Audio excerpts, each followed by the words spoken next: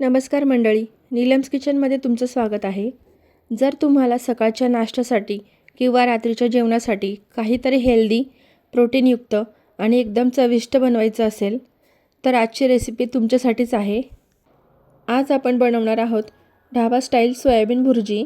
ही भुर्जी खायला इतकी चविष्ट लागते की तुम्ही नॉनव्हेज विसरून जाल. चला तर मग रेसिपीला सुरुवात करूया. तर सगळ्यात आधी इथे मी मोठ्या आकाराचे सोयाबीन घेतलेले आहेत. तर साधारण मध्यम आकाराच्या 2 वाट्या इतके सोयाबीन घेतलेले आहेत.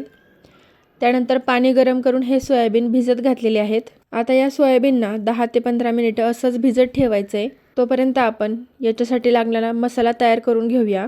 इथे मी मोठ्या आकाराचे 3 कांदे बारीक चिरून घेतलेले आहे. त्यानंतर हिरवी मिरचीचे तुकडे घेतलेले आहेत आणि कढीपत्ता घेतलेला आहे. आता गॅस ऑन करून त्याच्यावरती कढई गरम करायला ठेवलेली आहे आणि त्याच्यामध्ये 2 पळी तेल टाकून घेते आहे. आता तेल चांगलं गरम झालं की त्याच्यामध्ये मोहरी, जिरी, बारीक चिरलेली हिरवी मिरची, कढीपत्ता आणि हिंग टाकून घ्यायचं आहे आणि सगळ्या गोष्टी चांगल्या तडतडू द्यायच्या आहे. त्यानंतर मिरची चांगली परतली की त्याच्यामध्ये आपण जो बारीक चिरलेला कांदा आहे तो टाकून घ्यायचा आहे.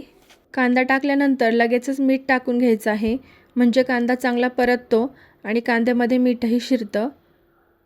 त्यानंतर कांदा जो आहे तो चांगला सोनेरी रंग येईस्तोपर्यंत परतून घ्यायचा आहे. आता आपला कांदा परततोय तोपर्यंत आपल्या चॅनलला तुम्ही सबस्क्राईब केलं नसेल तर सबस्क्राईब करा आणि रेसिपी जर आवडत असेल तर व्हिडिओला लाईक देखील करा. तसेच आपल्या चॅनलवरती इतरही झटपट आणि कमी साहित्यात बनणाऱ्या रेसिपीज दाखवलेल्या आहेत, त्या देखील बघायला विसरू नका. तर आता इथे मी कढईवरती झाकण ठेवून कांदा जो आहे तो चांगला परतून घेतलेला आहे. आता आपले जे सोयाबीन भिजवले होते ते चांगले भिजलेले आहेत. आता यातलं सगळं पाणी पिळून काढूयात. त्यानंतर पुन्हा एकदा स्वच्छ पाण्याने धुवून त्याला पिळून काढूयात. आणि हे जे सोया चंक्स आहेत ते मी मिक्सरच्या भांड्यामध्ये टाकून याला जाडसर असं वाटून घेणार आहे. तर आता 2 बॅचमध्ये मी हे सोयाबीन वाटून घेणार आहे. सोयाबीन वाटताना मिक्सरचं बटन ऑन ऑफ करत वाटायचं आहे, एकदम चालू ठेवून त्याची बारीक पेस्ट करायची नाही आहे. सोयाबीन इथे आपल्याला जाडसर वाटायचं आहे. हे पहा, व्हिडिओमध्ये दाखवल्याप्रमाणे असं जाडसर सोयाबीन वाटलं गेलं पाहिजे, अगदी त्याची बारीक पेस्ट करायची नाही आहे. आता याच्यामध्ये आपण हळद टाकूयात. तर इथे मी पाव चमचा हळद टाकलेली आहे आणि तिखटासाठी आपण हिरव्या मिरच्या वापरलेल्या आहेत, त्यामुळे याच्यामध्ये इतर कुठलाही मसाला टाकायची गरज नाही, फक्त हळदच टाकायची आहे. तर आता हळद जी आहे तीच कांद्यामध्ये चांगली परतून घेऊया. त्यानंतर याच्यामध्ये आपण जे जाडसर वाटलेले सोयाबीन आहेत ते टाकून घेऊया. आता हे सगळ्यात फायनल स्टेप म्हणजे हे सगळं सोयाबीन कांद्यामध्ये चांगलं मिक्स करून घ्यायचं आहे. 1-2 मिनिट याला सतत हलवत मिक्स करून घ्यायचं आहे.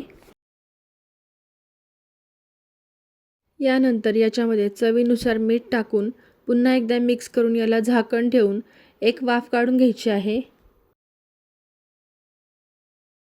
आता याच्यामध्ये कोथिंबीर टाकून याला गार्निश करा.